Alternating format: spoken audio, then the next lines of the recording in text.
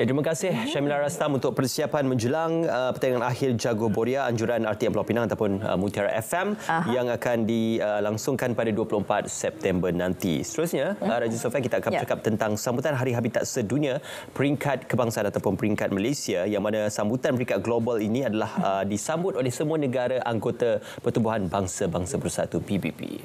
Baik, dan bersama dengan kita saya kenalkan iaitu Tuan Kamarul Zaman Umar, Timbalan Ketua Setiausaha Perancangan dan Persekitaran Mampan Kementerian Perumahan dan Kerajaan Tempatan. Assalamualaikum Tuan. Terima Waalaikumsalam. kasih Tuan. Terima kasih. Alhamdulillah.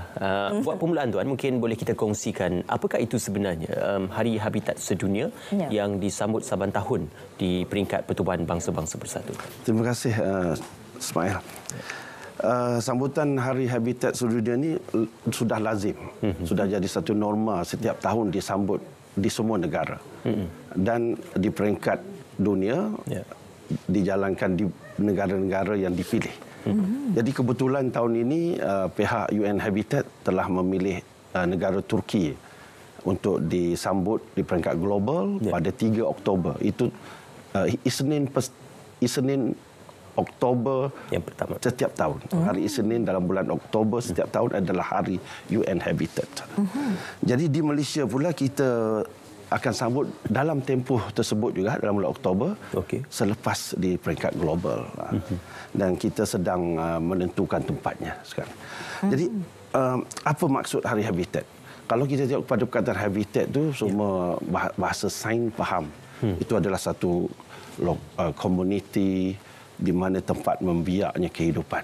Tapi dalam konsep kita lebih kepada kemanusiaan.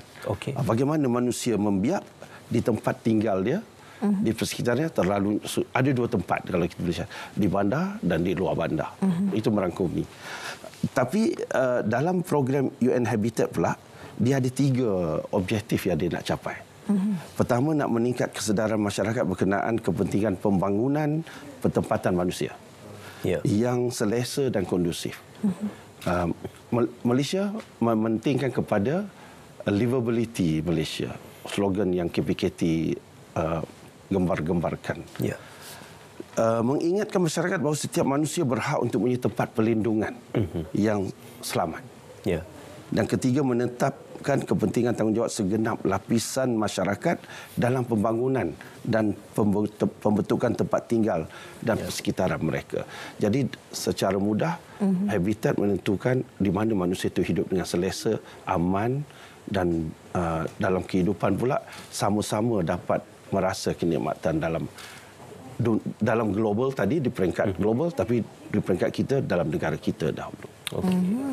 Okey, baik. Dan mungkin juga Tuan boleh jelaskanlah berkenaan dengan tujuan Hari Habitat Sedunia dan bilakah Hari Habitat Sedunia ini disambut? Ya, saya dah maklum tadi, Hari Habitat peringkat global pada 3 Oktober pada tahun ini. Tetapi kalau ikut dia punya kamus, setiap Isnin pertama dalam bulan Oktober. Jadi di Turki, sebuah negara yang bertamadun tinggi, kita kata. Dan dia berpindah di setiap negara setiap tahun. Tetapi di Malaysia kita pula menyambut dalam bulan Oktober. Dalam bulan Oktober, sepanjang bulan itu kita memberi penekanan dan membantu pihak UN Habitat bagaimana melaksanakan program-program, bagaimana nak menunjukkan yang hala tuju kepada kesedaran manusia untuk membina penempatan yang selamat, kondusif, selesa. Malaysia Malaysia mempunyai negara yang amat bertuah. Daripada zaman saya yang lahir pada tahun 1960-an dengan Sufi dan Ismail di zaman mungkin 90-an. Keselesaan banding antara 60 dan 90-an berbeza. Betul tak? Betul. Jadi alhamdulillah anak-anak saya pada generasi sekarang ini mereka merasa nikmat atas apa yang dilaksanakan oleh UN Habitat. Kita menyediakan semua yang terbaik pada rakyat kita di negara kita.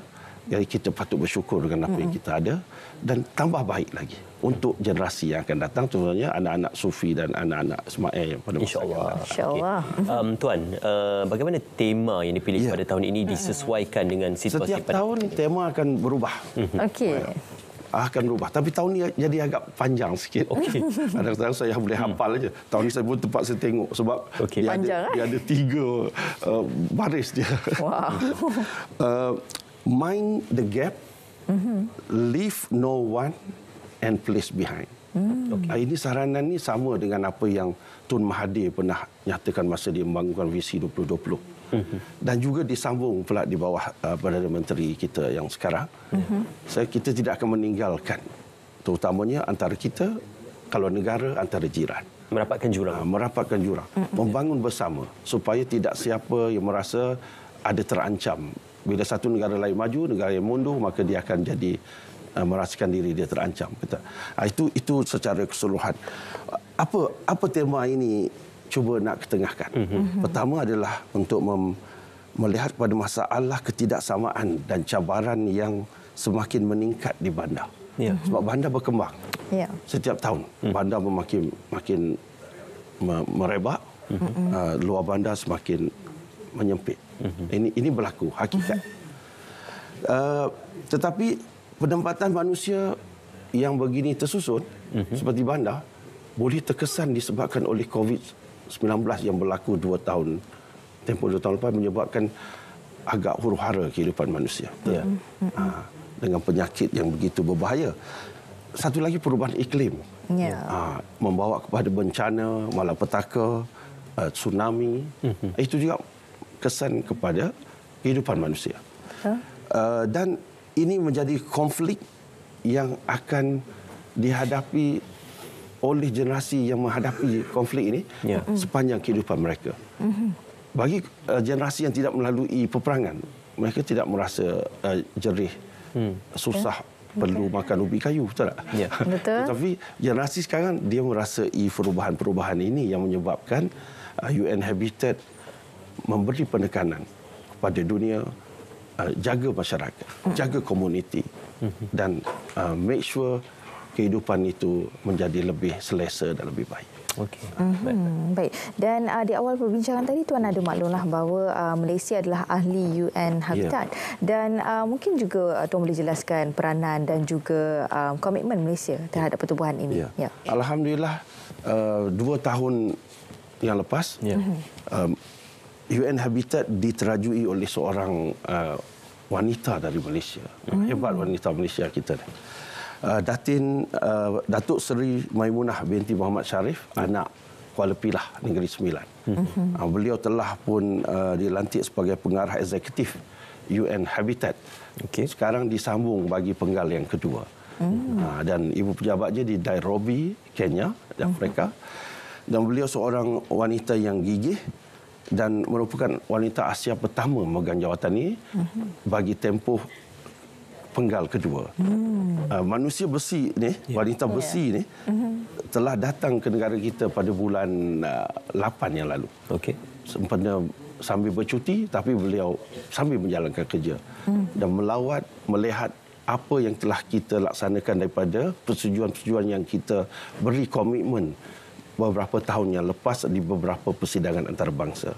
Dan beliau amat berpuas hati bila melawat ke Kementerian Perumahan dan Kerajaan Tempatan, ke DBKL dan Datuk Seri juga telah pun menemui Yang Amat Berhormat Perdana Menteri memaklumkan apa UN Habitat cuba lakukan selain daripada bukan saja agenda UN Habitat, melengkapi dengan agenda kemampanan bandar, SDG dan lain-lain yang dilaksanakan di peringkat PBB. Bersempena dengan sambutan Hari Habitat Sedunia, program yang akan dianjurkan oleh KPKT, Tuan? Kita ada beberapa program yang kita anjur setiap tahun. Pertama, seperti kita ada anugerah kepada a National Scroll of Honour for Human Settlement untuk tahun ini. So, ada individu, organisasi yang akan dipilih atas sumbangan mereka. Kita ada pertandingan fotojournalism, pihak yang siapa berminat, Sophie dengan Nul. Pertandingan bercerita pelajar sekolah rendah, debat sekolah menengah dan video pendek bagi pelajar pengajian tinggi. Dan ini dibuat dan ada diwawarkan dalam laman web KPKT. Boleh di orang kata masuk dalam laman web, ada syarat-syaratnya. Okey, sehingga bila tu, Tuan? Dia akan dilaksanakan sepanjang bulan Oktober ini. Okey, dan mungkin di kesempatan waktu ini juga ada sedikitlah harapan dan juga kata-kata daripada KPKT terhadap sambutan Hari Habitat Sedunia 2022. Ya. Kementerian Perumahan dan Kerajaan Tempatan sebagai peneraju di Malaysia untuk UN Habitat memohon semua warga kita mengambil sikap, mengambil tahu cakna tentang persekitaran, tentang kehidupan. Tapi bukan selfish, bukan kepentingan diri sendiri, tetapi komuniti dan masyarakat. Di mana you duduk, di taman, maka you gerakkanlah aktiviti di taman, program di taman. Kalau di rumah pangsa, gerakkanlah aktiviti di rumah pangsa.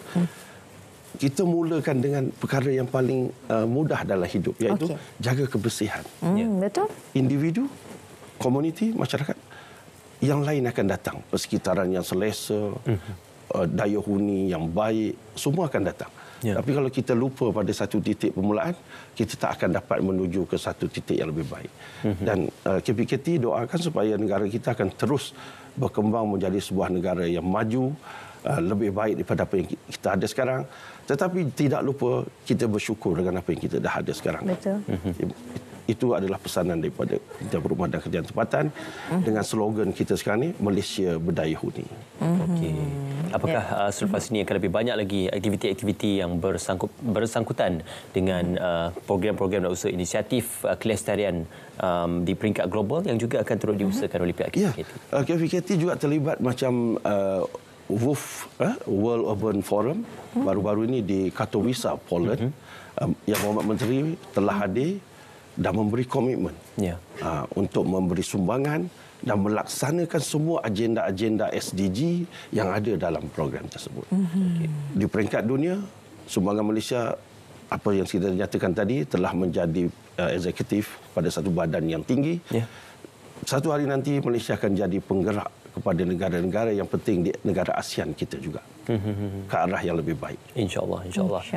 Sama-samalah kita menyokong World Habitat Day ataupun Hari Habitat Sedunia diusahakan oleh Pertubuhan Bangsa-Bangsa Bersatu di peringkat tempatan, juga turut dilaksanakan oleh pihak Kementerian Perumahan dan juga Kerajaan Tempatan. Terima kasih diucapkan kepada Yang Berusaha Tuan Kamaruzaman Umar, Timbalan Ketua Setiausaha Perancangan dan Persekitaran Mampan Kementerian Perumahan dan Kerajaan Tempatan KPKT. Terima kasih pihak KPKT berkongsikan berkenaan tentang Hari Habitat Sedunia 2022 pada hari ini. Terima kasih Tuan. Terima kasih banyak Sufi dan Maya. Terima kasih Tuan. Ya, baik. Dan seterusnya para penonton, banyak lagi yang akan kita bincangkan selepas ini insya-Allah. Dan seperti mana yang kita tahu, anda juga ada banyak topik-topik yang akan kami sajikan kepada anda, iaitu antaranya selepas ini program kita Demi Negara, Negara Kita, Keselamatan Tanggungjawab Bersama. Selepas ini hanya di Selamat Pagi Malaysia.